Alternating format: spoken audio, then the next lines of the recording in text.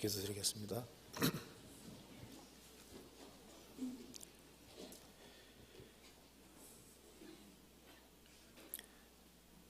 저희를 사랑하시는 자비로우신 우리 아버지 하나님,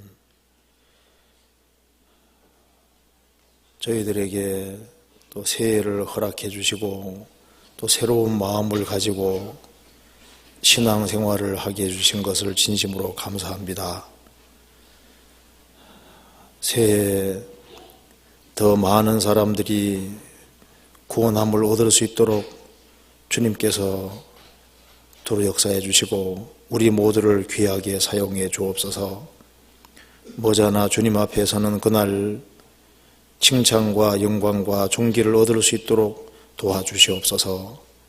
그리고 우리의 사랑하는 가족들, 친척들, 이웃들, 우리가 접촉하는 사람들을 주님 품으로 인도할 수 있도록 도와주시고 주님께서 원하시는 역사가 이루어질 수 있도록 우리 모두를 귀하게 사용해 주옵소서. 이 시간 주 성령께서 우리 마음 가운데 두루 역사해 주시고 주의 뜻이 무엇인지를 분별할 수 있는 지혜를 주시고 우리 마음을 더욱 일깨워 주옵소서. 전국적으로 진행되는 모든 집회 가운데 함께해 주시고 특별히 광주 지역에서 집회를 인도하시는 이완 목사님 건강 지켜주시고 그리고 많은 사람들이 구원함을 얻을 수 있도록 역사해 주시고 도와주옵소서. 그리고 해외 선교하는 그 모든 손길들을 주님께서 앞서 행해 주시고 주의 역사와 능력을 나타내 주옵소서. 국내뿐 아니라 해외에도 더 널리 이 귀한 복음이 증거될 수 있도록 더욱 역사해 주옵소서. 오늘 모든 시종 주 성령께서 함께해 주시고 두루 역사해 주시기를 간절히 의지하오며 주 예수 그리스도 이름으로 기도하옵나이다. 아멘.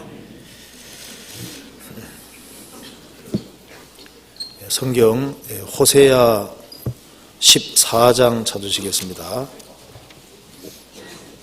호세아 14장입니다.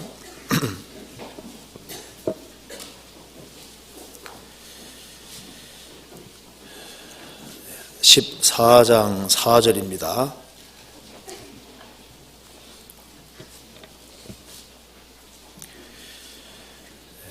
내가 저희의 패역함을 고치고 즐거이 저희를 사랑하리니 나의 진노가 저에게서 떠났음이니라. 내가 이스라엘에게 이스라엘과 같으리니 저가 백합화 같이 피겠고 레바논 백향목같이 뿌리가 박힐 것이라. 그 가지는 퍼지며 그 아름다움은 감람나무와 같고 그 향기는 레바논 백향목과 같으리니 그 그늘 아래 거하는 자가 돌아올지라. 저희는 곡식같이 소성할 것이며 포도나무같이 꽃이 필 것이며 그 향기는 레바논의 포도주같이 되리라. 에브라임의 말이 내가 다시 우상과 무슨 상관이 있으리요 할지라. 내가 저를 돌아보아 대답하기를 나는 푸른 잣나무 같으니 내가 나로 말미암아 열매를 얻으리라 하리라. 네, 거기까지입니다. 새해에도 하나님의 은혜와 사랑이 함께 하시기를 진심으로 기원합니다. 오늘은 수요일은 새해 첫 번째 모임이기 때문에 우리가 하나님의 은혜에 대해서 좀 생각을 해봐야 될 것 같습니다. 그래서 오늘 호세아 14장 5절에 내가 이스라엘에게 이스라엘과 같으리니 이 구절이 있습니다. 그래서 하나님이 이스라엘같이 내려오실 때 이 제목으로 한번 생각을 해보겠습니다. 내가 이스라엘에게 이스라엘과 같으리니 그 이스라엘과 같은 모습으로 이스라엘에게 오신다고 하는 것은 은혜를 가지고 오신다는 뜻입니다. 그리고 성경에서 말씀을 은혜라고 표현하고 있기 때문에 하나님의 말씀이 그들에게 주어질 것을 말씀하고 있는 겁니다. 그래서 하나님께서 이스라엘과 같은 모습으로 이스라엘에게 다가오실 때 이스라엘에게는 하나님의 귀한 축복들이 주어지게 되는 겁니다. 그래서 이 5절 이하 말씀을 좀 구체적으로 생각해 보겠습니다. 이스라엘이 불순종의 길을 걸어갈 때는 하나님께서 이슬과 같은 모습으로 다가오신 것이 아니고 좀 같은 모습, 사자 같은 모습으로 다가왔다고 성경에 말을 하고 있습니다. 그런데 이스라엘이 이제 회개하고 돌이키고 순종의 길을 걸어갈 때는 하나님께서 이스라엘과 같은 모습으로 다가오신 겁니다. 그래서 하나님이 이스라엘과 같은 모습으로 다가오실 때 어떤 인생이 될지가 기록이 되어 있는 겁니다. 저가 백합화같이 필 것이다. 레바논 백향목같이 뿌리가 박힐 것이라. 그 가지는 퍼지며 그 아름다움은 감람나무와 같고 그 향기는 레바논 백향목같이 될 것이다. 그래서 그 결과 어떤 일이 발생하냐 하면은 그 그늘 아래 거하는 자가 돌아올지라. 그리고 저희는 곡식같이 소성할 것이며 포도나무같이 꽃이 필 것이며 그 향기는 레바논의 포도주 같이 되리라. 그리고 이 은혜를 확실하게 받은 이스라엘은 말하기를 내가 다시 우상과 무슨 상관이 있으리요, 이렇게 말을 한다는 겁니다. 그러면 하나님께서는 대답하시기를 나는 푸른 잣나무 같으니 내가 나로 말미암아 열매를 얻으리라. 어른 읽으면 무슨 말인지 참 이해하기 어렵죠. 조금 설명드리면 좀 쉬운 내용입니다. 어려운 내용은 아닙니다. 그래서 하나님께서 이슬과 같은 모습으로 오신다고 표현을 하고 있는데요, 이슬은 새벽에 내리잖아요. 사실 하나님의 은혜를 받으려면은 하나님을 가장 가까이 하는 길을 택해야 됩니다. 그래야만 하나님 은혜가 무엇인지를 더 확실히 알게 될 겁니다. 여기서 하나님께서 이슬과 같은 모습으로 다가오실 때 어떤 일이 벌어질지를 한번 구체적으로 생각을 해보겠습니다. 먼저 이스라엘이 불순종의 길을 걸어갈 때는 하나님께서 좀과 같은 모습으로, 사자 같은 모습으로 나타나셨습니다. 그럼 이스라엘 민족이 불순종의 길을 걸어가게 된 근본 원인은 하나님 말씀을 따르지 아니하고 인간의 말을 따랐기 때문에 그런 일이 생기게 된 겁니다. 호세아 5장 11절을 보시겠습니다. 호세아 5장 11절.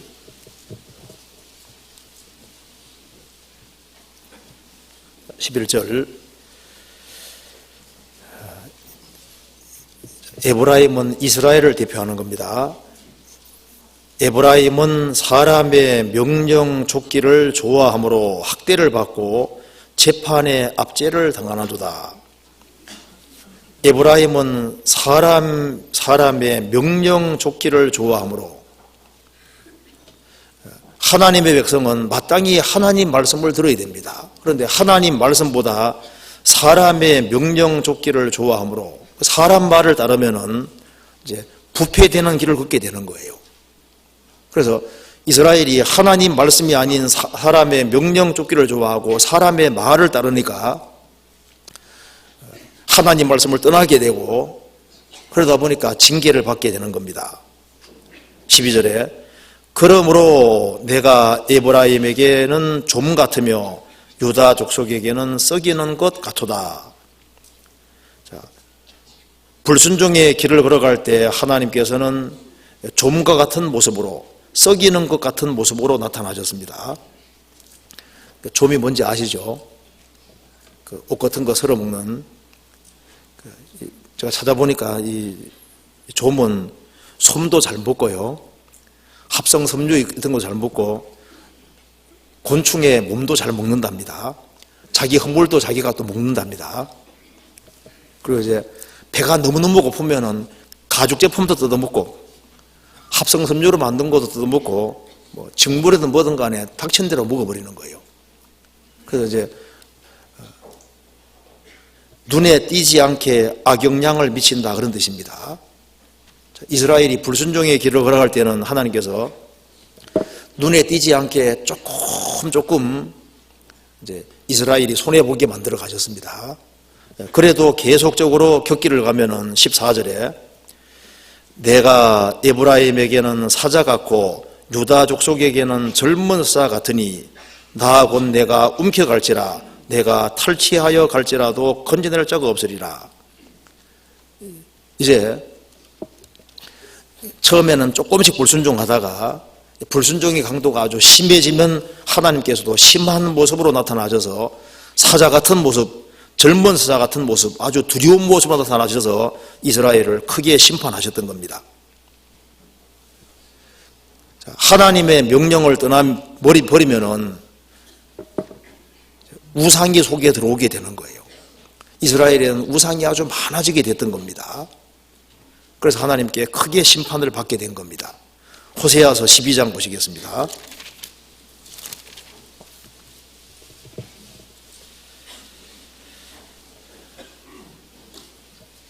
호세아 10장 보시겠습니다. 1절 이스라엘은 열매 맺는 무성한 포도나무라 그 열매가 많을수록 제단을 많게 하며 그 땅이 아름다울수록 추상을 아름답게 하도다. 저희가 두 마음을 품어서는 이제 죄를 받을 것이라. 하나님이 그 제단을 쳐서 깨치시며 그 주상을 헐으시리라. 이스라엘은 우상을 숭배를 하고 우상수가 성읍수만큼 많다고 성경에 말하고 있습니다. 그래서 이스라엘은 많은 징계를 받았던 겁니다. 이스라엘은 많은 심판을 받았습니다. 하나님께서 말씀하시기를 이제 이스라엘 백성들아 너희들이 사는 길은 내게 돌아오는 것이 사는 길이라고 말씀하시면서 이렇게 하라고 하셨습니다. 12장 6절입니다. 6절 같이 읽겠습니다. 그런즉 너희 하나님께로 돌아와서 인애와 공의를 지키며 항상 너희 하나님을 바라볼지니라. 이스라엘아 이제 너희들은 불순종하는 길을 그만두고 더 이상 벌받지 말고 하나님께 돌이키라고 하나님께서 말씀하신 겁니다. 그런즉 너희 하나님 여호와께로 돌아와서 인애와 사랑과 공의를 지키며 항상 너희 하나님을 바라볼지니라. 이스라엘은 하나님 말씀을 듣고서 회개하고 돌이켰습니다. 14장 1절입니다. 이스라엘아 내 하나님 여호와께로 돌아오라. 내가 불의함을 인하여 엎드러졌느니라. 너는 말씀을 가지고 여호와께로 돌아와서 아뢰기를 모든 불의를 제하시고 선한 바를 받으소서. 우리가 입술로 수송아지를 대신하여 죽게 드리리이다. 호세아 5장에서는 사람 명령을 쫓기 좋아하므로 사람 명령을 따랐기 때문에 곁길로 갔잖아요. 이제는 사람 명령이 아니라 너는 말씀을 가지고 여호와께로 돌아와서 아뢰기를. 말씀으로 다시 돌아가야만 하나님께 돌아갈 수 있는 겁니다. 그리고 하나님 말씀을 붙잡으면 당연히 우상을 버리게 되는 거예요. 그래서 하나님 말씀을 버리고 사람 명령을 따르는 사람은 잠시 후에 우상이 들어오게 되는 겁니다. 하나님 말씀을 붙잡는 사람은 우상이 멀어지게 되는 거예요. 3절에 우리가 아수로의 구원을 의지하지 아니하며 말을 타지 아니하며 다시는 우리의 손으로 지은 것을 향하여 너희는 우리 신이라 하지 아니하오리니 이는 고아가 주께로 말미암아 긍휼을 얻음이니다 할지니라. 이스라엘은 우상들이 많았습니다. 그 우상들을 영적 아버지라고 하는 겁니다. 이스라엘은 살아계신 하나님을 버리고 많은 아버지를 가지고 있었던 거예요. 우상들을 많이 가지고 있었던 거예요. 그래서 우상을 다 포기하는 것이 영적으로 고아가 되는 겁니다. 이 세상에서 고아가 될 때 하나님의 긍휼을 입을 수 있는 겁니다. 누가 고아가 되냐 하면은 하나님 말씀을 굳게 붙잡는 그 사람이 다른 우상들을 다 포기하게 되니까 영적으로는 고아가 되는 거예요. 그러니까 하나님의 축복을 받을 수 있게 되는 겁니다.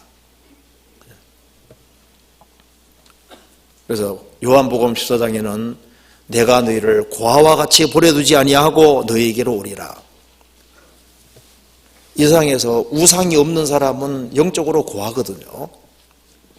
하나님밖에 기댈 데가 없는 사람이 영적으로 고아인 겁니다. 그 사람에게 하나님이 아버지가 되어주시는 겁니다. 그래서 하나님 말씀을 붙잡는 사람, 하나님 말씀을 참으로 붙잡는 사람은 우상을 버리게 되는 거예요. 그리고 이제 하나님께서 축복을 내려주시는 겁니다. 4절에 내가 저희의 패역함을 고치고 즐거이 저희를 사랑하리니 나의 진노가 저에게서 떠났음이니라. 내가 이스라엘에게 이슬과 같으리니, 이렇게 말씀했죠. 자, 불순종의 길을 걸어갈 때는 좀 같은 모습으로, 사자 같은 모습으로 나타나신 하나님께서 하나님 말씀을 붙잡고 우상을 버리고 영적으로 고아가 된 사람, 오로지 하나님 한 분이 안 도와주면 살 수 없는 사람이 고아인 겁니다. 영적으로. 그 사람에게는 하나님께서 이슬과 같은 모습으로 다가오시는 겁니다. 즉 은혜를 가지고 오신다는 뜻인 겁니다. 잠언 19장 찾아보시겠습니다.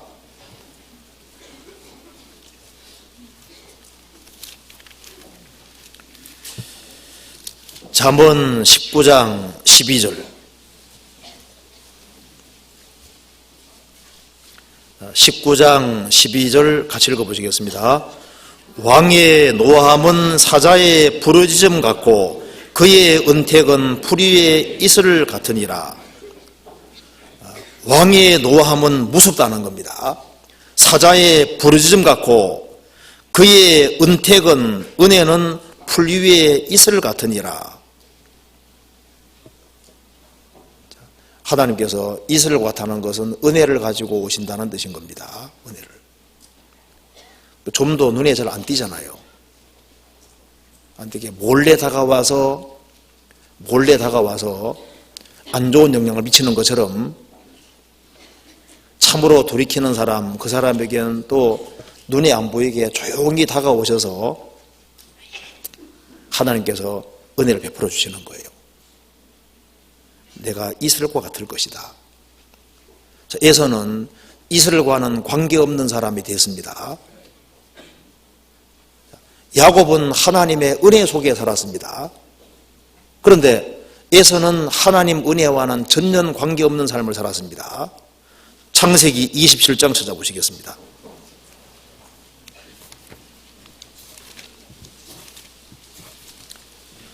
창세기 27장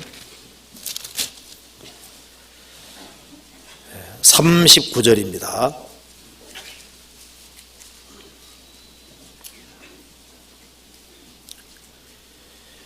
그 아비 이삭이 그에게 대답하여 가로되 너의 주소는 땅의 기름짐에서 뜨고 내리는 하늘 이슬에서 뜰 것이며 너는 칼을 믿고 생활하겠고 내 아우를 섬길 것이며 내가 매임을 벗을 때에는 그 멍에를 내 목에서 떨쳐버리라 하였더라. 에서는 축복을 빼앗겼습니다. 아버지에게 말합니다. 저에게도 축복해 주세요. 축복 내용이 바로 이겁니다. 너의 주소는, 너가 거주하는 곳은 땅의 기름짐에서 뜨고 땅의 기름진 곳과 전혀 관계없는 곳이 된다는 겁니다. 그리고 내리는 하늘 이슬에서 뜰 것이며, 무슨 말이냐면 내리는 하늘 이슬과는 관계없는 곳에 살게 된다, 그런 뜻입니다. 그리고 에서는 실제로 하늘의 이슬과는 관계없는 곳에 살았고 영적으로도 하늘의 이슬과는 관계없는 삶을 살았습니다. 그는 하나님 은혜로 산 사람이 아니라 너는 칼을 믿고 생활하겠고, 야곱은 하나님의 은혜를 의지하고 살았습니다. 야곱은 자기 주먹을 믿고 자기 칼을 믿고 살았던 겁니다. 실제로 은혜가 없는 곳에 살았습니다. 이슬이 없는 곳에 살았고 실제로 하나님 은혜 없이 인생을 살았던 겁니다. 오늘날 많은 사람들이 자기 수단 방법을 의지해 살아가지 하나님의 은혜와는 관계없이 생을 살고 있는 겁니다. 그렇잖아요. 인생에서 엄청난 손해를 보고 살면서도 그걸 못 깨우치는 거예요. 그래서 구원을 받은 사람, 특별히 주님 몸된 교회 가운데 거하는 사람, 그 사람은 이슬을 받는 곳에 살고 있는 겁니다. 시편 133편입니다.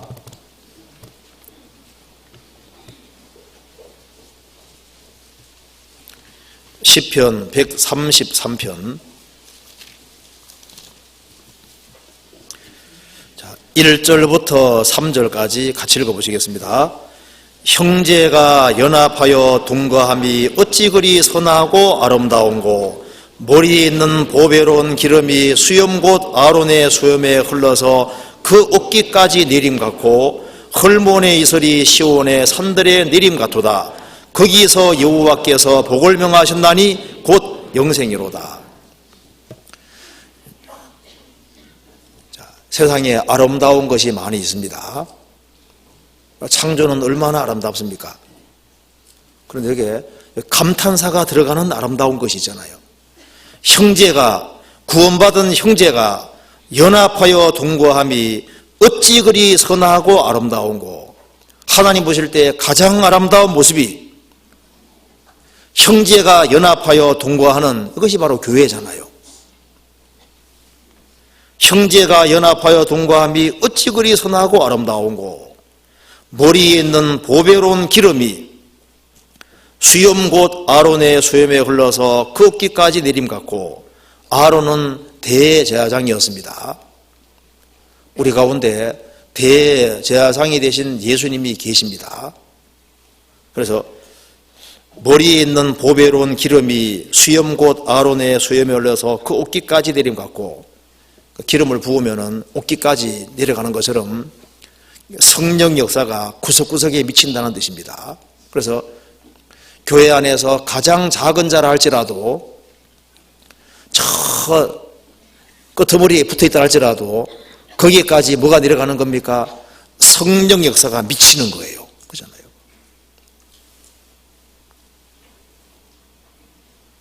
머리에 있는 보배로운 기름이 수염 곧 아론의 수염에 흘러서 그 어깨까지 내림 같고, 교회 안에 거하는 사람은 모든 사람이 주의 성령 역사를 경험하게 되는 겁니다. 저 뒤에 있는 사람도 성령 역사를 경험하게 되는 겁니다. 그리고 헐몬의 이슬이 시온의 산들의 내림 같도다. 헐몬산은 이스라엘의 제일 높은 산입니다.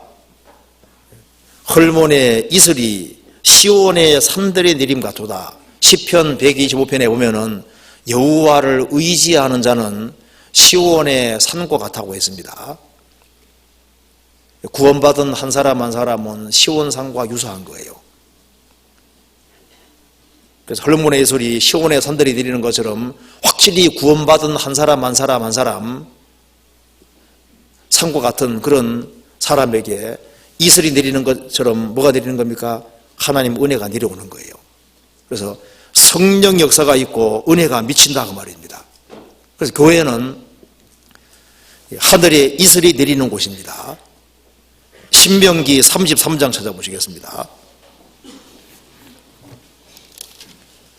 33장 28절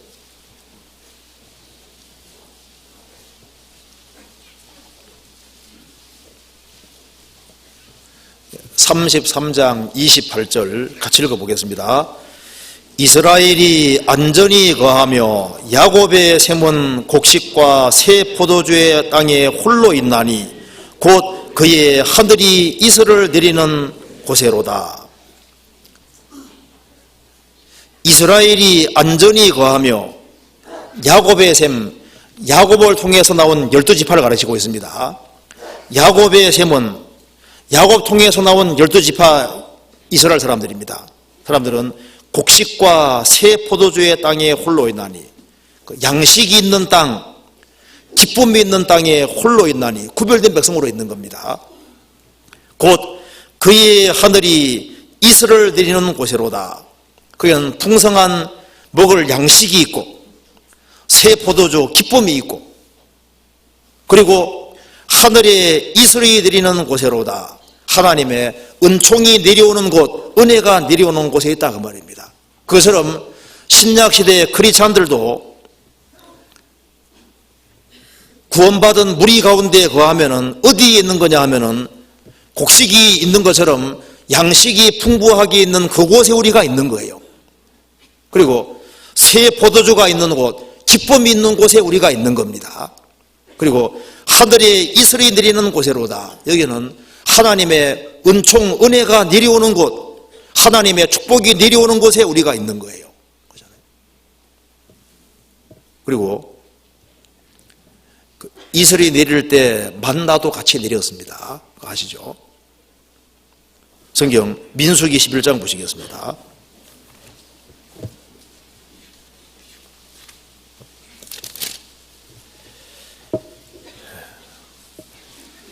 11장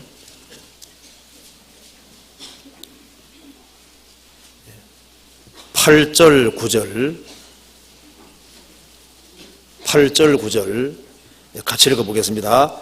백성이 돌아다니며 그것을 거두어 맷돌에 갈기도 하며 절구에 찢기도 하고 가마에 삶기도 하여 과자를 만들었으니 그 맛이 기름 섞은 과자 맛 같았더라. 밤에 이슬이 지내 내릴 때에 만나도 같이 내렸더라. 자, 이슬이 내릴 때 만나도 같이 내렸습니다. 내가 이스라엘에게 이슬과 같을 것이다. 하나님께서 은혜를 가져오실 때 사실 만나도 같이 가져오시는 겁니다. 그런데 문제는 이 만나가요 그냥 먹는 게 아니에요. 그 8절에 보면은 백성이 돌아다니며 그것을 거두어 맷돌에 갈기도 하고 절구에 찢기도 하고 이렇게 가마에 삶기도 했다고 되어 있죠. 내려오는데 이게 딱딱한 거예요. 그냥 먹는 게 아닙니다. 그거 빻아서 요리를 해야 되는 거예요. 그것처럼 주일이든 수요일이든 말씀 듣지 않습니까? 듣고 난 다음에 그냥 듣고 일주일 지나 봐요. 남는 게 있습니까? 없어요. 제목도 생각이 안 나거든요. 만나는 거두어서 반드시 빻는 작업을 해야 돼요. 빻아서 요리를 해야 되는 거예요. 말씀을 들을 뿐 아니라 자꾸 묵상을 하고 생각을 하고 되씹고 이렇게 해야 되는, 그래야만 양식이 되는 거예요. 그렇잖아요. 성경에서 하나님의 말씀을 이슬로 이렇게 묘사하고 있습니다. 어디 신명기 한번 찾아봅시다. 신명기 32장 보시겠습니다. 32장 2절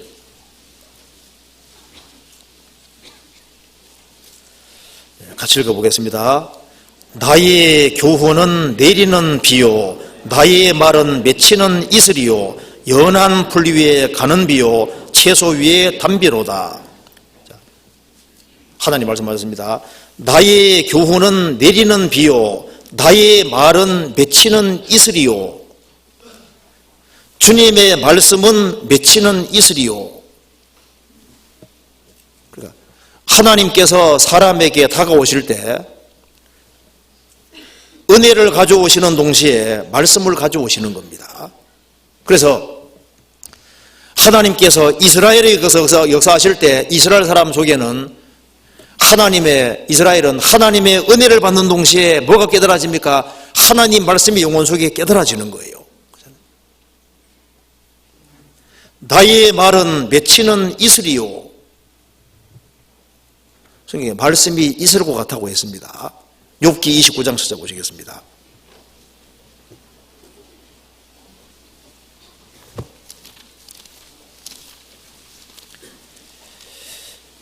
(29장) 22절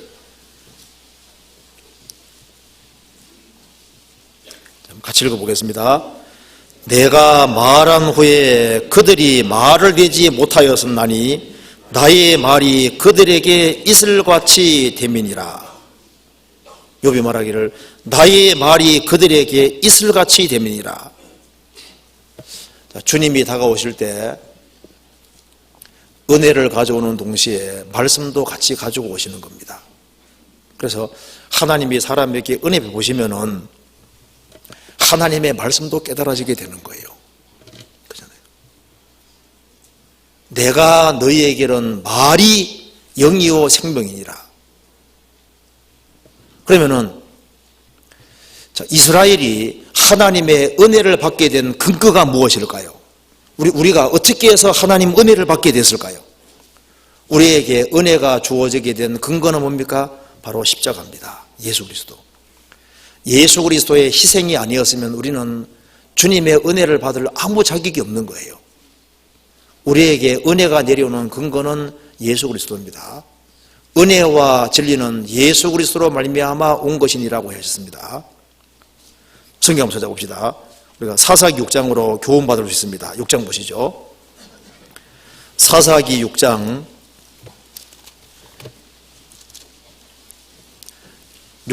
36절입니다.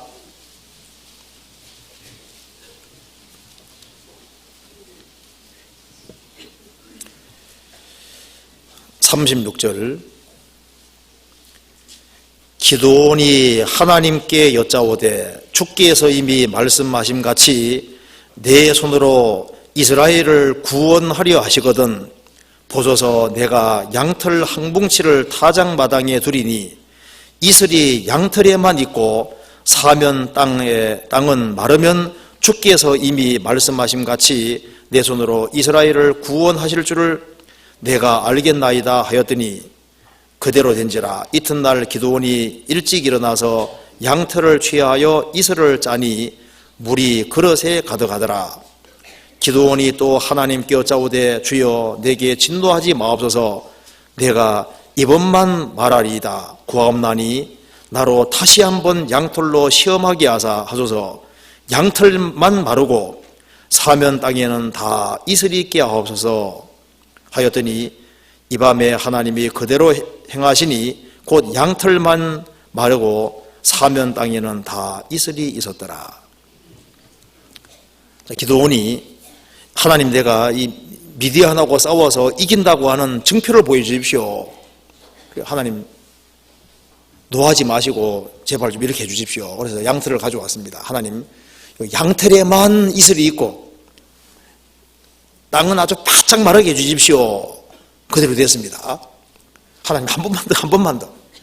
이제 양털은 바짝 마르고 사면 땅에는 막 이슬로 가득하게끔 해주십시오 하니까 그대로 되니라고 했습니다. 주님이 행하신 이적에는 중요한 뜻이 있을 수 있습니다. 성경에 양털은 뭘 가리킵니까? 이렇게 교훈받을 수 있는 겁니다. 양털이 뭘 가리킵니까? 예수 그리스도. 양털과 배실로 섞어 짠 것을 입지 말지니라. 신명기 22장에 나와 있죠. 양털은 어린 양 대신 예수님 공도고 배실은 인간 공도 가리킵니다. 예수님 공도에 인간 공도를 덧붙이면 안 된다 그 말입니다. 자, 양 하면 무슨 생각이 나세요? 보라 세상 죄를 지고 가는 하나님의 어린 양으로 이런 생각이 나잖아요. 그런 생각이 나죠? 생각이 안 나는 모양이다. 자, 양털에만 이슬이 있었잖아요. 땅에는 이슬이 전혀 없게 했거든요. 자, 이 이슬을 은혜라고 생각해 봅시다. 양털에만 은혜가 있었거든요. 양털에만 이슬이 있었잖아요. 은혜는 예수님에게만 있었던 겁니다. 세상은 하나님의 진도를 받아서 되는 거 아니에요? 그런데 이제 양털에만 이슬이 없고 사면에는 이슬이 있게 하옵소서. 양털만 이슬이 없고 나머지 다 이슬이 있게 되었습니다. 원래 주님께서 은혜를 가져오셨잖아요. 은혜와 진리는 예수님께 속한 겁니다. 그래서 은혜와 진리가 충만한 예수님이 오셔서 십자가에서 중한 고통을 다 받고 바짝 마르셨잖아요. 우리를 대신해서 저주를 받으셨습니다. 그래서 사면 땅에는, 동서남북 사면 땅에는 이슬이 주어지게 되는 것처럼 은혜가 주어지게 된 겁니다. 은혜와 진리는 예수 그리스도로 말미암아 온 것이니라. 자, 이 성경 전체에 비춰봤을 때 분명히 이슬은 은혜를 가르치는 것이 맞다 그 말입니다. 그렇잖아요. 자, 이스라엘이 회개하고 돌이킬 때는 하나님께서 은혜를 가지고 오셔서, 은혜와 말씀 가지고 오셔서 이스라엘에게 역사하시는 거예요. 그때 어떤 일이 생기는지 봅시다. 호세아서 14장. 사람이 하나님의 은혜를 받으면 이렇게 되는 겁니다. 호세아 14장 5절. 내가 이스라엘에게 이슬과 같으리니 저가 백합화같이 피겠고 백합화같이 필 것이다. 구원받지 아니한 사람은 가시나무라고 했습니다. 구원받은 사람을 성경에서 백합화라고 했거든요. 자, 이걸 이해하기 위해서 한번 찾아봅시다. 아가서 2장입니다.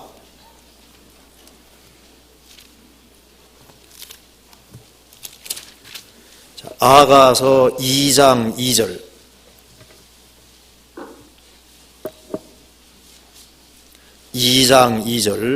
같이 읽겠습니다. 여자들 중에 내 사랑은 가시나무 가운데 백합화 같구나. 여자들 중에 내 사랑은 가시나무 가운데 백합화 같구나. 구원받지 아니한 사람은 가시나무 같습니다. 구원을 받은 사람은 가시나무 가운데 백합화 같구나. 불신자들은 가시 인생입니다. 그런데 하나님의 은혜를 받은 사람은 은혜로 말미암아 구원을 받고 아름다운 인생으로 바뀌는 거예요. 그래서 저가 백합화같이 필 것이다. 아름다운 인생이 될 것을 말씀하고 있는 겁니다. 구원받기 전에 하나님 은혜가 없이 살았을 때 우리는 추한 인생이고 악한 인생이고 불순종하는 인생이었습니다. 그런데 하나님의 은혜를 받은 사람은 백합화같이 아름답게 필 것이다. 참으로 회개하고 그리스도의 복음을 받아들인 사람, 은혜를 참으로 깨우친 사람은 백합화같이 아름다운 인생으로 피어나는 겁니다. 저가 백합화같이 필 것이다. 아름다운 인생이 될 것이라고 말하는 겁니다. 은혜를 받은 사람이 그렇게 되는 겁니다. 은혜를 받아야만 아름다운 인생이 되는 거예요. 어떤 사람은 피어나긴 피어나는데 이 가시같이 성장하는 사람이 있잖아요. 어떤 사람 뭐 정갈같이 아주 되는 사람도 있습니다. 그런데 백합화같이 아름답게 필 것이다. 주님 약속입니다. 호세아서 14장 5절입니다. 내가 이스라엘에게 이슬과 같으리니 저가 백합화같이 피겠고. 자, 구원받는 인생, 하나님 은혜를 깨닫고 은혜 속에 사는 인생, 아름다운 인생이 될 것이다. 그리고 레바논 백향목같이 뿌리가 박힐 것이라.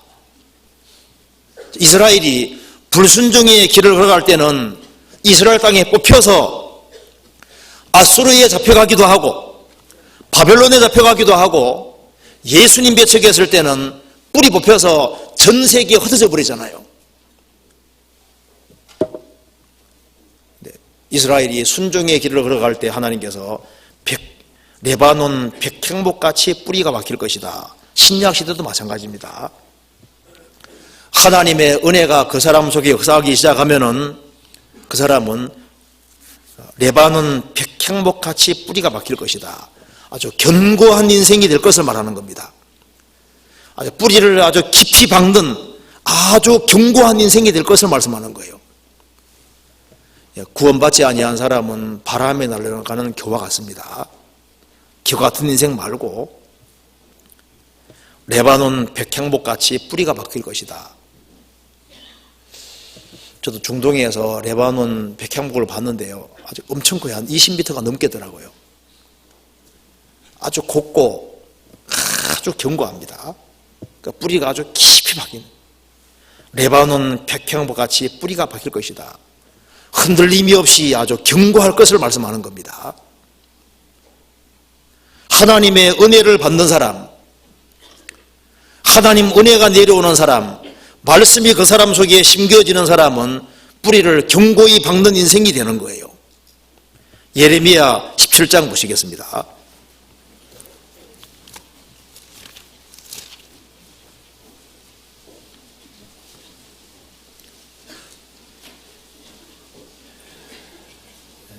(17장 8절)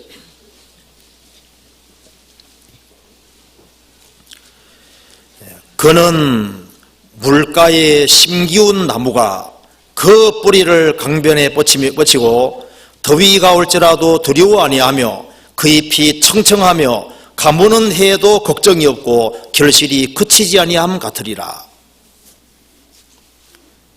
여호와를 의지하는 사람, 하나님의 은혜 속에 사는 사람, 그 사람은 물가에 심겨진 나무가 같을 것이다. 심겨운 나무가 그 뿌리를 강변에 뻗치고 있으니까 더위가 올지라도 그리고 가무는 해에도 걱정이 없고 잎이 청청하고 결실이 그치지 아니함 같으리라. 하나님의 은혜를 받으면 그 사람은 주 안에 뿌리를 내리게 되는 겁니다. 하나님 말씀 안에 뿌리를 내리게 되는 거예요. 그 속에서 온갖 좋은 자양분을 공급받게 되는 겁니다. 레바논 백향목같이 뿌리가 박힐 것이라 사실입니다.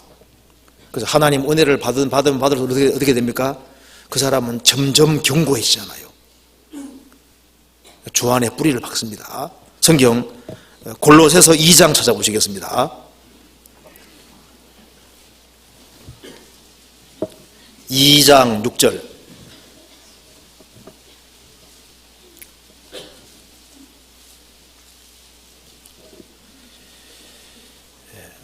그러므로 너희가 그리스도 예수를 주로 받았으니 그 안에 생하되, 그 다음 같이 읽겠습니다.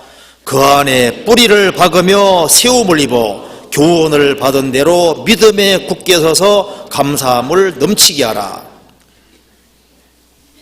구원받을 때 예수님을 주인으로 받아들인 겁니다. 그리고 이제 주 안에 생하되, 주 안에 뿌리를 박으며, 주 안에 됩니까? 주님이 머리고 구원받은 무리가 몸이니까 구원받은 무리 가운데 뿌리를 박는 겁니다. 뿌리를 박으면은 세움을 입을 수 있잖아요. 그 안에 뿌리를 박으며 세움을 입어. 그래서 이 하나님 은혜를 계속 받는 사람은 이 뿌리가 점점 견고하게 되는 거예요. 그 안에 뿌리를 박으며 세움을 입어 교훈을 받은 대로, 교훈을 받으니까 믿음에 더 굳게 서게 되고 감사함을 넘치게 하라. 가끔 빠져나가는 사람은요, 이제 은혜를 못 받아서 그런 거예요. 은혜를 제대로 받으면은 주 안에 어떻게 빠져나갑니까? 어떻게? 주님 은혜를 정상적으로 받는 사람은 주 안에 뿌리를 박게 되어 있습니다. 그렇죠? 레바논의 백향목같이 뿌리가 박힐 것이다. 뿌리가 아주 깊게 박히고 넓게 박히면 아주 튼튼하게 되잖아요. 그래서 하나님 은혜를 받는 사람이 견고하고 튼튼하게 되는 겁니다. 하나님의 말씀이 영혼 속에 들어오고 하나님 은혜가 그 사람 영혼 속에 깨달아지면 그 사람은 견고하게 될 수밖에 없는 거예요. 그렇잖아요. 성경 에베소서 3장입니다.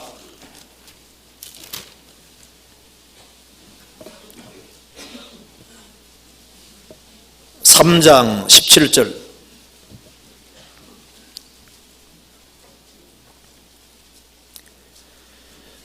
능히 모든 성도와 함께 지식에 넘치는 그리스도의 사랑을 17절. 믿음으로 말미암아 그리스도께서 너희 마음에 계시게 하옵시고 너희가 사랑 가운데서 뿌리가 박히고 터가 굳어져서 능히 모든 성도와 함께 지식에 넘치는 그리스도의 사랑을 알아. 그 넓이와 길이와 높이와 깊이 걷다함을 깨달아 하나님의 모든 충만하신 것으로 너희에게 충만하게 하시기를 구하노라. 너희가 사랑 가운데서 뿌리가 박히고 터가 굳어져서 능히 혼자가 아니라 모든 성도와 함께 지식에 넘치는 그리스도의 사랑을 알아. 그래서 구원받은 무리 가운데 뿌리를 박으면 그 속에서 하나님의 사랑을 더욱 경험하게 되는 겁니다. 그래서 주님의 풍성한 은혜가 무엇인지를 더 알게 되고 주의 풍성한 사랑 그리고 주님의 모든 것을 공급받게 되는 거예요. 측량할 수 없는 그리스도의 풍성을 알아가게 되는 겁니다. 경고하게 되는 겁니다. 이 성경 사실입니다. 그잖아요. 틀림없는 사실인 거예요. 주님 은혜를 받을 때 그 사람은 견고한 인생이 되는 것이 틀림없습니다. 또 성경 다시 봅시다. 에베소 성경 호세아 14장 다시 봅시다.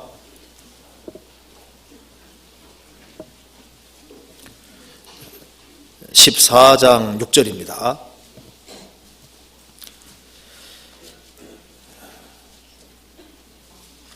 그 가지는 퍼지며 그랬죠. 이 뿌리만 깊게 박히는 게 아닙니다. 자기만 견고해지는 것이 아니라 자기가 견고해지는 동시에 그 가지가 퍼지며, 가지가 퍼진다 그랬죠. 이 가지가 퍼지면은 그늘이 되어주기도 하고, 이 가지가 퍼지면 열매가 많이 맺히게 될 거 아니에요. 그러니까 이웃에게 도움을 주고 안식을 주고 다른 사람들에게 영향력을 미칠 것을 말씀하는 겁니다. 그 가지는 퍼질 것이다. 그 가지가 퍼진다고 말씀했습니다. 그러니까 이웃에게, 주변 사람에게 좋은 영향력을 주는 사람이 되는 거예요. 자, 사람이 하나님의 은혜 받으면 어떻게 될까요? 하나님의 은혜를 경험하면은 그 은혜를 자기만 가지고 있게 됩니까? 다른 사람에게 영향을 미칩니까? 다른 사람에게도 좋은 영향을 미치게 되는 거예요. 그 가지는 퍼지며 영향을 미치게 되는 겁니다. 여기서는 좋은 영향을 말하는 겁니다. 그 가지는 퍼질 것이다. 성경 창세기 49장 찾아보시겠습니다.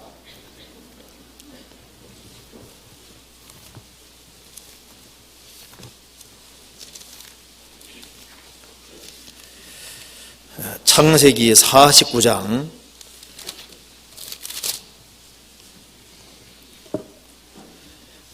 22절.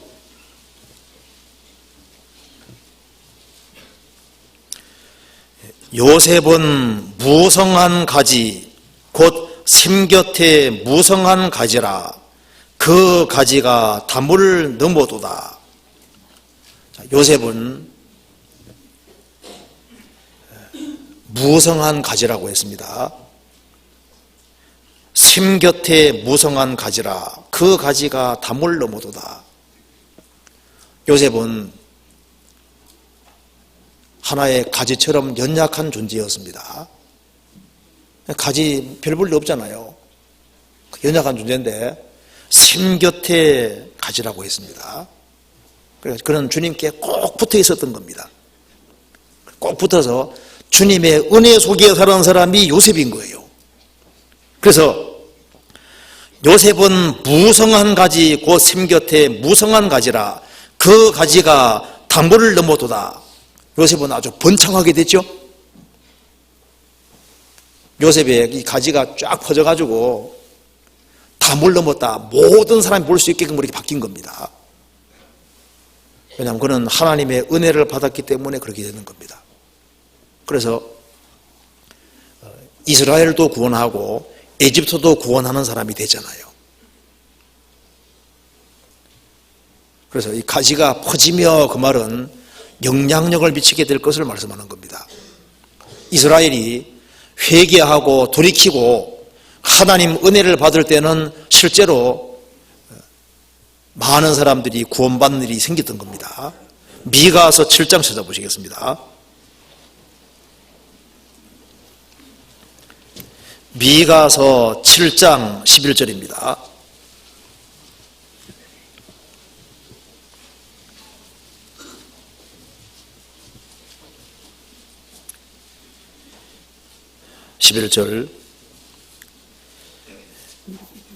내 성벽을 건축하는 날 곧 그날에는 지경이 넓혀질 것이라. 그날에는 아수르에서 애굽 성읍들까지, 애굽에서 하수까지, 이 바다에서 저 바다까지, 이 산에서 저 산까지의 사방 사람들이 내게로 돌아올 것이나. 이스라엘이 바벨론 포로에 돌아와서 느헤미야 통해서 예루살렘 성벽을 건축하고 그들이 아주 견고하게 되니까 하나님께서 이 사방에서 돌아오는 역사, 큰 영향 미치게 주님께서 만들어 주신 겁니다. 하나님의 은혜를 받으면 주변 사람들이 알게 되는 겁니다. 그 가지는 퍼지며 좋은 영향을 미치게 되는 겁니다. 자, 우리가 죄를 사함 받은 것은 복이잖아요. 그리고 죄에서 구별되어 사는 것도 복입니다. 그런데 다른 사람에게 좋은 영향을 미쳐서 그들을 주님 품으로 인도할 수 있다면 그것도 아주 좋은 복이잖아요. 자, 그 가지는 퍼지며 야베스는 기도했습니다. 하나님 내게 복의 복을 더해 주십시오. 그는 하나님께 복을 받았고 더 큰 복을 받았습니다. 자, 하나님의 은혜를 받는 사람은 자기뿐 아니라 지경이 넓혀지게 되는 거예요. 그 가지는 퍼질 것이다. 똑같은 말은 지경이 넓혀질 것이다. 그 말하고 똑같은 겁니다. 역대상 4장 찾아보시겠습니다.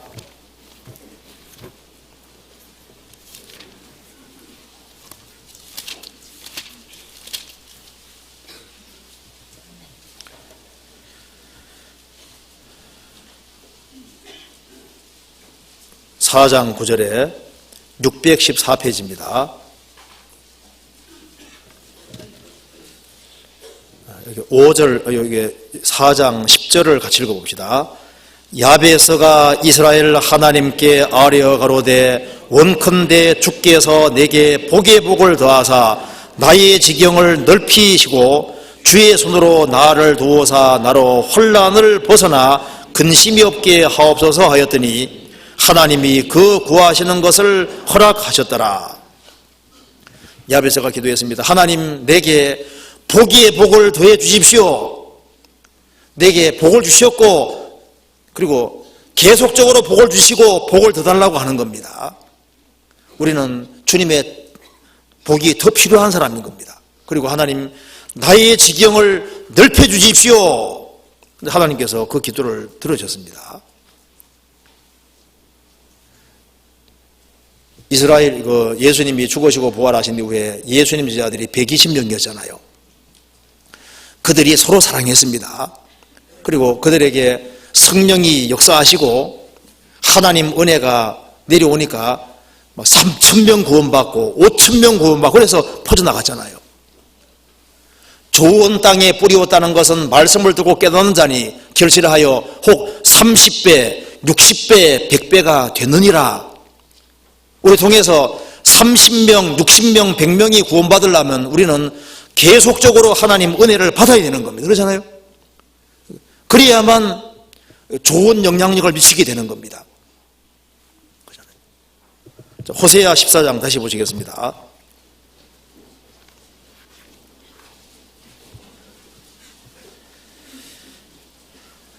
(14장 6절)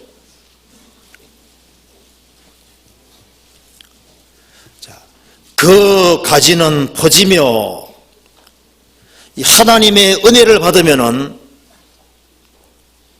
자기가 윤택해질 뿐 아니라 다른 사람에게도 영향력을 미치게 되는 겁니다. 그 가지는 퍼지며 그 아름다움은 감람나무와 같고 그 아름다움은 감람나무와 같을 것이다. 감나무 다 보셨죠? 보면 어때요? 저도 감나무 보는데 참 저는 볼 때 참 못생겼다 그 생각부터 드는데요. 이 감람나무 보면요, 진짜 별로 외모가 별로입니다. 그 이제 잎사귀가 좀 회색이 비슷하기 때문에요. 영혼을 차분하게 만드는 색이 회색이라 그러잖아요. 회색이라고. 그래서 이 감람나무를 자꾸 가까이 하는 사람은 처음에는 이 감람나무가 멋이 없다고 생각이 드는데요. 한 번 보고 두 번 보고 자꾸 보면요, 영혼이 차분하게 가라앉게 되고, 그리고 굉장히 어떤 친근감을 느끼게 만드는 그런 나무랍니다. 감나무 키우는 분은 한번 실험해 봐요. 맞을 것 같아요. 그래서 그 아름다움은 감람나무 같을 것이다. 외모는 멋이 없을지라도 초라하게 생겼을지라도 그 아름다움이 감람나무 같을 것이다. 감람나무는 상독수입니다. 그렇죠? 어떤 것이 아름다운 모습일까요? 감람나무는 항상 푸르잖아요. 항상 싱싱합니다. 그러니까 이제 이 크리스찬이 항상 밝은 모습으로 살아가는 그림자가 될 수 있습니다.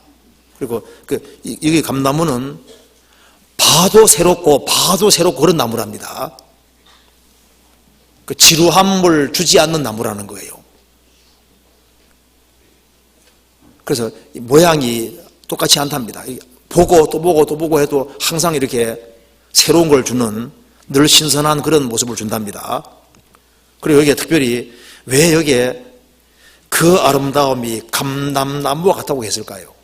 그 뜻이 이유가 있는 거예요. 성경 찾아봅시다. 사사기 9장, 이거하고 연결될 겁니다. 찾아보시겠습니다. 사사기 9장. 그 아름다움은 감람나무 같을 것이다. 사사기 9장 보시겠습니다. 9장 9절입니다.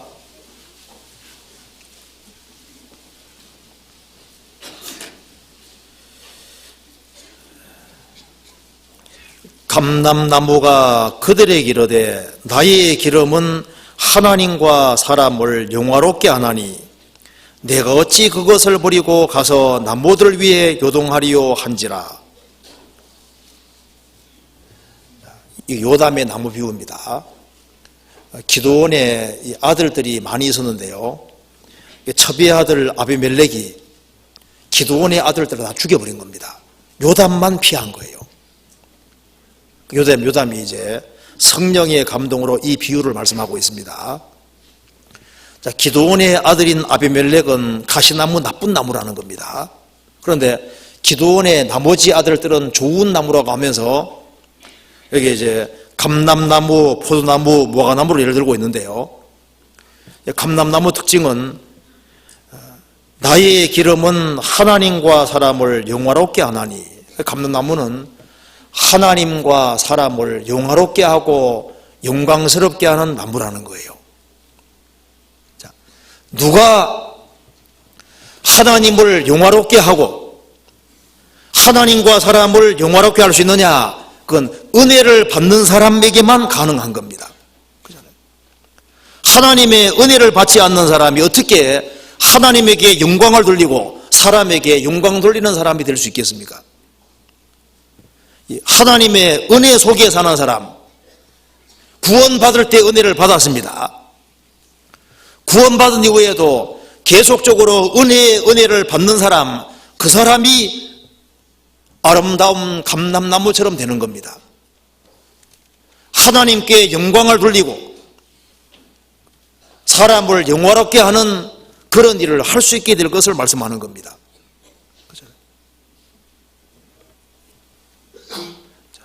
하나님께 영광 돌릴 수 있다면 그것이야말로 정말 아름다운 겁니다. 그렇잖아요. 예수님은 인생의 목적이 아버지를 영화롭게 하는 겁니다. 하나님 아버지를 영화롭게 하는 것이 인생의 목적이었던 겁니다. 그처럼 하나님의 은혜를 경험하는 사람은 인생의 목적이 무엇일까요? 하나님을 영광스럽게 하는 것이 인생의 목적인 거예요. 그런즉 너희는 먹든지 마시든지 무엇을 하든지 다 하나님의 영광을 위해 하라. 하나님의 영광을 위해 하라고 주님께서 말씀하신 겁니다. 그래서 그 아름다움은 감람나무 같을 것이다. 그 다음에 여기에 호세아서 다시 보시겠습니다.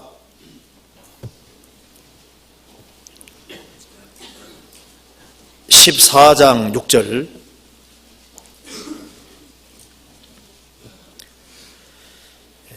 그 가지는 퍼지며 그 아름다움은 감람나무 같고. 정말 하나님을 영화롭게 하고 사람을 영화롭게 하는 그것만큼 아름다운 건 없는 거예요. 그 아름다움은 감람나무와 같고 그 향기는 레바논 백향목 같으리니 그 향기는 레바논 향기 같을 것이다. 레바논 백향목 같을 것이다. 그러니까 향기 짙은 향기를 남기는 인생이 될 것을 말씀하는 겁니다. 어떤 사람은 아주 짙은 악취를 남기는 인생이죠. 은혜를 지독히도 안 받은 사람 있잖아요. 그 사람 인생은 완전히 인생에서 악취만 남기고 나는 겁니다. 그런데 하나님의 크신 은혜를 받고 사는 사람은 짙은 향기 내는 레바논 백향목 같은 향기를 낼 것이다. 그래서 이 하나님 은혜를 받은 사람들이 많잖아요. 아브라함 하나님 은혜를 받은 사람입니다. 아브라함 이름 아주 향기 나는 이름이잖아요. 그잖아요. 향기 나는 인생입니다. 다윗 하나님의 향기 나는 인생이잖아요. 베드로 바울 참 향기 나는 이름이잖아요. 가르주다 못했습니까? 악취 그잖아요. 악취잖아요. 악취. 아간 좀 나발에서 그잖아요. 이 은혜 못 받은 사람은 다 이게 안 좋은 악취인 거예요. 하나님 은혜를 받은 사람은 그 향기는 레바논 백향목 같을 것이다. 노아 얼마나 아름다운 이름입니까? 아주 향기가 짙잖아요. 에녹은 300년 동안 하나님과 동행했다. 그러니까 이 에녹 보면 향기가 아주 짙은 인생입니다. 그러잖아요. 7절 그 그늘날에 거하는 자가 돌아올지라. 그래서 그들 안에 거하는 자들이 돌아올지라. 하나님께서 이스라엘 같은 모습으로 나타나실 때 하나님께서 이스라엘을 부흥시키니까 그 그늘 아래 거하는 자가 돌아올 것이다. 많은 사람들이 주님 품에 돌아올 것을 말씀해 주는 겁니다. 하나님께서 은혜를 부어주실 때 교회는 튼튼해지고 교회 그늘 아래 들어오는 사람들이 점점 더 많아지게 되는 거예요. 왜 그 그늘 아래 모여드냐 하면은 주님 역사하시는 거기에서 주님의 안식을 얻으려고 모여드는 겁니다.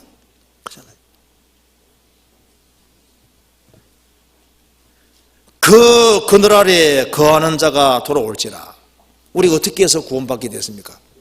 우리 교회에 주님이 이슬 같은 모습으로 오셔서 은혜를 계속적으로 베풀어 주시니까 작년에도 많은 사람들이 구원받았잖아요. 올해도 주님께서 은혜를 베풀어 주시면은 그 그늘 아래 거하는 자가 돌아올 것이라. 사람들이 회개하고 돌아오게 되는 겁니다. 그리고 7절에 저희는 곡식같이 소성할 것이며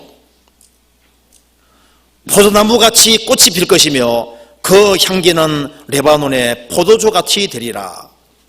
자, 저희는 곡식같이 소성할 것이며, 그렇죠. 진짜 알곡이 되는 겁니다. 주님 역사하지 아니하면은요, 아무리 말씀 전한다 할지라도 알곡이 안 됩니다.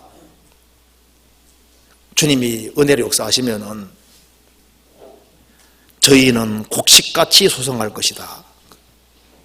알곡이 되는 거예요. 그리고 포도나무같이 꽃이 필 것이며 그 향기는 레바논의 포도주같이 되리라. 포도주는 기쁨 가리키는 겁니다. 그러니까 주님이 역사하시는 그 속에는 뭐가 있냐 하면은 곡식같이 소성할 것이라. 그게 뭐가 있다는 겁니까? 하나님의 생명이 있을 것을 말씀하는 거예요. 알곡이 되는 겁니다. 하나님의 생명 역사가 있고, 그리고 레바논 포도주같이 되리라. 포도주는 뭘 가리키는 겁니까? 기쁨이 있는 거예요. 참된 역사가 있습니다. 그래서 하나님이 다가오시는 곳에는 그 사람이 그 사람뿐 아니라 그 사람과 연결된 사람들도 하나님의 생명을 얻고 기쁨 얻게 되는 겁니다. 그 그늘 아래 거하는 자들을, 돌아오는 사람들이 곡식같이 소성하게 될 것이다. 그래서 진짜 알곡이 되는 거예요. 그리고 그들은 기쁨을 레바논의 포도주같이 되리라. 정말 주님의 주시는 기쁨을 경험하는 사람이 될 것이다. 주께서 내 마음에 두신 기쁨은 저희의 곡식과 새 포도주의 풍성한 때보다 더하니이다. 이렇게 되는 거예요. 자, 그래서 하나님께서 이스라엘과 같은 모습으로 다가올 때 결과는 어떤 일이 벌어지냐 하면은 백합화 같이 필 것이다. 가시 같은 인생이 아니라 백합화 같은 아름다운 인생이 될 것이다. 정말 구원받고 아름다운 인생이 될 것이고, 그리고 백향목처럼 뿌리가 아주 깊이 박는 아주 견고한 인생이 될 것이고, 그리고 가지는 퍼지며 좋은 영향력을 미치는 사람이 될 것이고, 그리고 하나님과 사람에게 영광 돌리는 아름다움이 감람나무 같을 것이다. 그리고 향기 짙은 인생이 될 것이다. 그리고 그 그늘 아래 거하는 자가 돌아올 것이다. 많은 사람들이 회개하고 돌이키는 역사가 있게 되는 겁니다. 그 아래 돌아온 사람들에게 무슨 일이 벌어지냐 하면은 그들은 곡식같이 소성하게 될 것이다. 그 알곡이 되는 거예요. 알곡같이. 그리고 레바논의 포도주 같으리로다. 그 안에서 참된 기쁨을 느끼게 될 거다, 그 말입니다. 그래서 8절에 에브라임의 말이 내가 다시 우상과 무슨 상관이 있으리요 할지니라. 그러죠. 이 하나님의 은혜를 경험하면 그 경험할수록 뭐라 그럽니까? 우상과 나는 무슨 상관이 있으리요? 우상에 대해서 아주 과감하게 금을 긋게 되는 겁니다. 그렇잖아요. 하나님의 은혜는 죄를 멀어지게 하는 힘이 있는 겁니다. 죄 짓지 말아라 아무리 말한다 할지라도 죄를 벗어나는 게 아닙니다. 근데 하나님 은혜를 경험할수록 은혜는 사람의 영혼을 굳게 만드는 거예요. 사람의 영혼은 은혜를 받아야만 마음이 굳세지는 겁니다. 은혜를 받아야만 아주 견고해지는 거예요. 담대해지는 겁니다. 그래서 에브라임의 말이, 이스라엘의 말이 내가 다시 우상과 무슨 상관이 있으리요 할지라. 내가, 여기 하나님입니다. 내가 저를 돌아보아 대답하기를 나는 푸른 잣나무 같으니 내가 나로 말미암아 열매를 얻으리라 하리라. 하나님 말씀하시기를 나는 푸른 잣나무 같으니, 여기 하나님께서 나는 푸른 잣나무 같으리니 이렇게 말씀하시잖아요. 잣나무의 특징 중에 첫 번째, 나는 푸른 잣나무 같으리니. 잣나무는 상독수입니다. 사시사철을 푸릅니다. 나는 그냥 잣나무가 아니라 푸른 잣나무와 같을 것이다. 뭘 가리키냐면은 변치 않으시는 하나님의 모습인 겁니다. 항상 푸르른 모습, 변함없는 하나님, 신실한 하나님의 모습인 거예요. 그리고 잣나무는 성경에서 많이 쓰이고 있는데요, 잣나무는 나무질이 가장 단단한 대표적인 나무잖아요. 그래서 성경에 보면은 성전 마루 사용할 때 이 잣나무 사용했습니다. 문짝할 때도 사용하고 천장에도 잣나무 사용했습니다. 잣나무는 아주 견고한 나무인 거예요. 성경에서 봅시다. 열왕기상 6장 찾아보시겠습니다.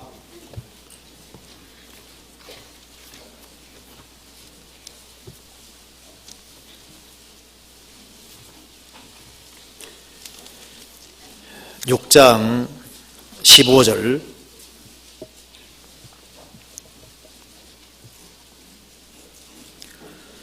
솔로몬이 전 건축하기를 16장 15절 6장 15절.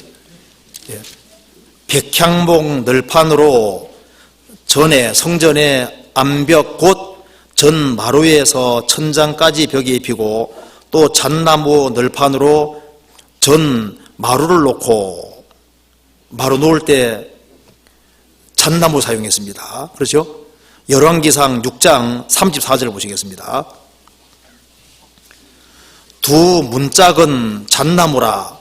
이 문짝도 두 짝으로 접하게 되었고 저 문짝도 두 짝으로 접하게 되었으며, 문짝 만들 때 잣나무로 만들었습니다. 역대하 3장 찾아보시겠습니다.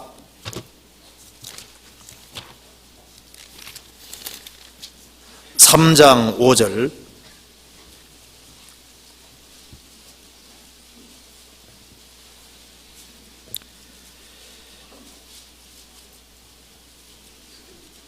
(658페이지입니다) 그 대전 천장은 잣나무로 만들고 또 정금으로 입히고 그 위에 종려나무와 사설 형상을 새겼고, 여기 보면은 잣나무를 어디에 사용했냐면 성전 마루, 성전 문짝, 천장. 왜냐하면은 아주 견고합니다. 그래서 아주 가장 단단하고 내구성이 뛰어난 것이 잣나무잖아요. 그 잣나무는 제가 찾아보니까 나이가 들어갈수록, 세월이 지나갈수록, 자랄수록 점점 더 견고해지는 나무라는 겁니다. 아주 단단하고 아주 견고합니다. 그리고 아주 곱게 자라기 때문에 30m 이상도 자란다고 하잖아요. 아주 곱게 자라거든요. 저도 어릴 때 잣나무 따러 갔었거든요. 잣열매. 제가 그때 기억으로도 아주 높아요. 잣이 높은 데 달려 있습니다. 잣나무는 제가 느끼면서 기억에도 아주 똑바르게 수직으로 아주 곱게 자랍니다. 하나님께서 말씀하시기를 이스라엘이 우상에 대해서 말하기를 우상과 나는 아무 상관이 없다, 그렇게 말하고, 하나님께서는 저를 돌아보아 말하기를 나는 푸른 잣나무 같으니, 그 잣나무 떠오르면은 불변하시는 하나님, 그리고 아주 견고한 나무고 곱게 자랍니다. 아주 정직하신 하나님, 신실하신 하나님 모습입니다. 그래서 나는 푸른 잣나무 같으니 내가 나로 말미암아 열매를 얻으리라 하리라. 우상에서 완전히 돌아서는 사람은 주님으로 말미암아 열매를 얻을 것이라고 말씀하신 겁니다. 그래서 뒤는 전부 다 결과고 인간 편에서는 할 일은 하나님 은혜를 받아야 되는 겁니다. 우리가 구원받을 때도 주님 은혜로 구원받았습니다. 이제 지금까지도 우리가 은혜 속에 살아왔습니다. 주님 앞에 가는 그날까지도 우리는 주님 은혜를 받고 살아가는 사람인 겁니다. 그래서 은혜를 받을 때 영혼이 굳세게 되고, 은혜를 받을 때 그 사람은 힘차게 살아갈 수 있게 되는 겁니다. 성경 베드로전서 5장 보시겠습니다. 그래서 하나님을 이렇게 표현했습니다. 우리에게 다가오시는 하나님은 모든 은혜의 하나님이십니다. 베드로전서 5장 10절입니다. 5장 10절 같이 읽겠습니다. 모든 은혜의 하나님 곧 그리스도 안에서 너희를 부르사 자기의 영원한 영광에 들어가게 하신 이가 잠깐 고난을 받은 너희를 친히 온전케 하시며 굳게 하시며 강하게 하시며 틀을 견고케 하시리라. 하나님은 모든 은혜의 하나님입니다. 모든 은혜의 하나님 곧 그리스도 안에서 너희를 부르사 우리를 구원하신 것도 은혜입니다. 그리고 자기의 영원한 영광에 들어가게 하시니까 영원한 영광에 들어가게 하는 것도 은혜입니다. 그리고 영광을 얻게 하기 위해서 잠깐 고난을 허락하신 것도 돌이켜보면 은혜였어요. 그리고 잠깐 고난을 통해서 친히 온전케 하시며 굳게 하시며 강하게 하시며 틀을 견고케 하시리라. 이 모든 것이 은혜였던 겁니다. 자, 우리가 새해에 하나님 은혜를 더 받아야 됩니다. 그렇잖아요. 하나님 은혜를 더 받을 때 더 힘차게 살 수 있는 거예요. 그렇잖아요. 히브리서 12장 보시겠습니다.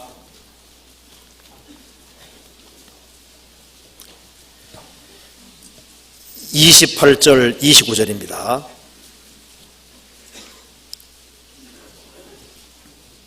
자, 같이 읽겠습니다. 그러므로 우리가 진동치 못할 나라를 받았은즉 은혜를 받자 이로 말미암아 경건함과 두려움으로 하나님을 기쁘시게 섬길지니 우리 하나님은 소멸하는 불이심이니라. 사람은 하나님의 은혜를 받든지 아니면은 하나님의 불에 의해서 심판받든지 하나님은 그리스도 안에서 은혜를 무한히 베푸십니다. 그런데 그리스도 밖에 있는 사람은 은혜를 받지 아니한 사람은 하나님께서 무서운 진도를 나타내시는 거예요. 그럼 여기서 이제 우리가 진동치 못할 나라를 받았은즉 은혜를 받자고 했습니다. 그럼 우리가 어떻게 은혜를 더 받을 거냐 그 말입니다. 시편 110편에 새벽 이슬 같은 주의 청년이라 그랬죠. 이슬이 낮에 내립니까? 밤에 내립니까? 아침에 내립니까? 그것도 새벽에, 그죠? 자, 새벽에 내립니다. 이게 이제 오늘 포인트가 이거거든요. 중요한 포인트가 이겁니다. 자, 내가 이스라엘에게 이슬과 같으리니 그랬잖아요. 그러면 주님과 접촉하기 제일 좋을 때가 언제냐 그 말입니다. 이슬은 새벽에 내립니다. 그러니까 누가 진짜 은혜를 경험하냐면은 하나님 우선주의로 사는 사람이 하나님 은혜를 경험하는 거예요. 하나님을 사모하는 사람, 그 간절한 마음으로 주님을 구하는 그 사람이 은혜를 받는 겁니다. 이슬은 새벽에 내리는 거예요. 그렇잖아요. 잠언 8장 찾아보시겠습니다.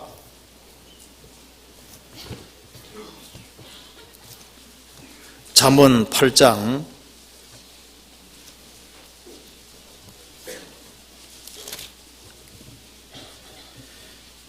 17절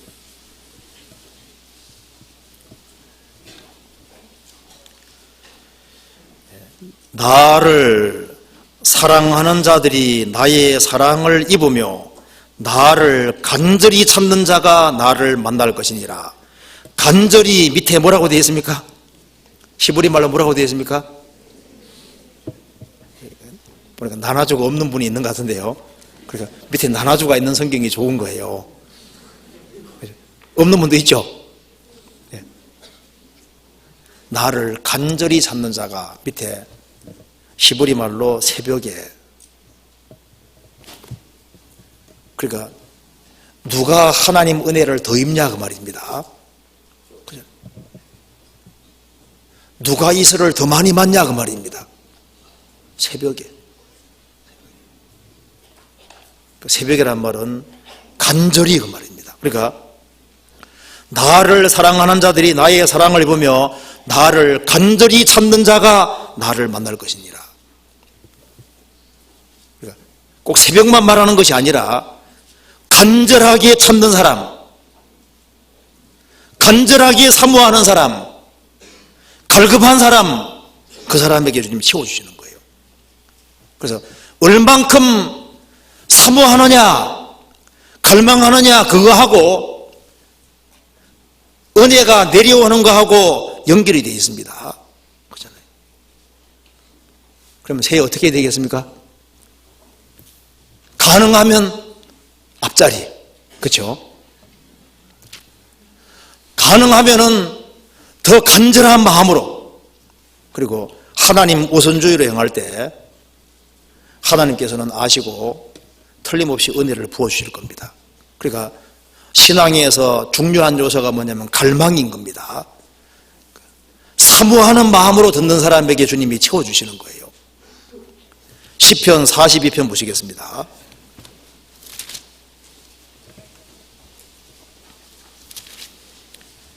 1절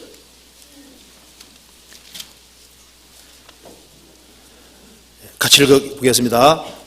하나님이여 사슴이 시냇물을 찾기에 갈급함같이 내 영혼이 주를 찾기에 갈급하니이다.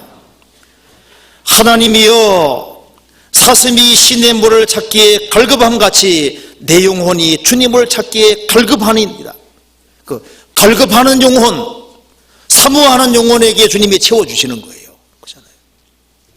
시편 130편 보시겠습니다.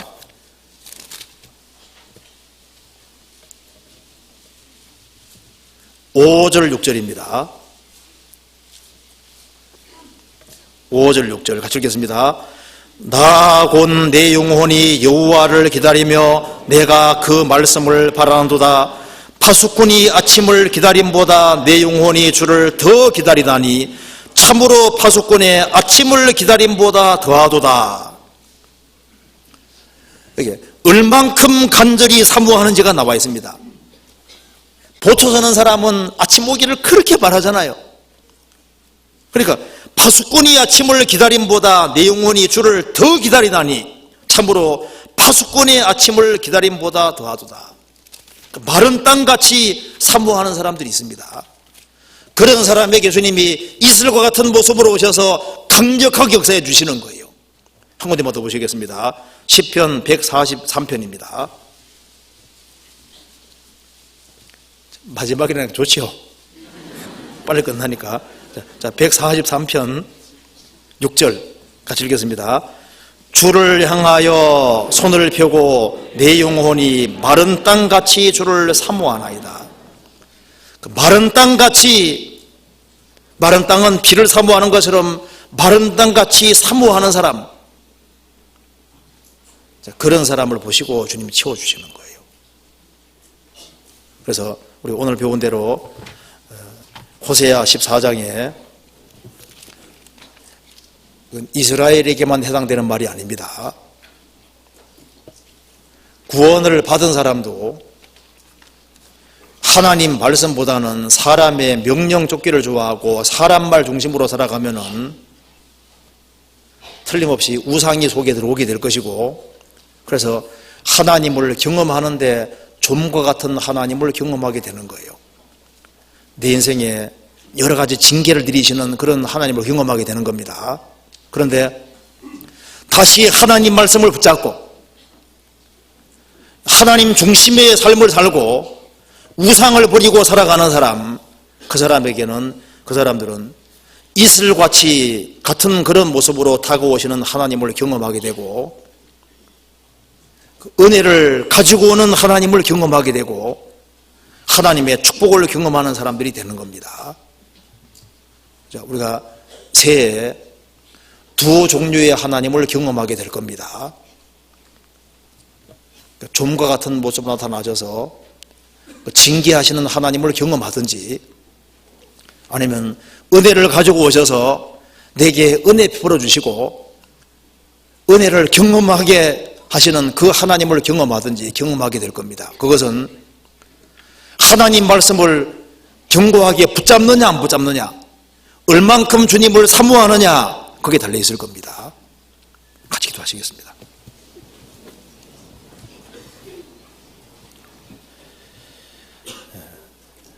저희를 사랑하시는 하나님 아버지, 감사합니다. 우리에게 이 귀한 성경책을 열어 주시고 또 우리가 어떻게 행할 것을 알게 해주시는 것을 감사합니다.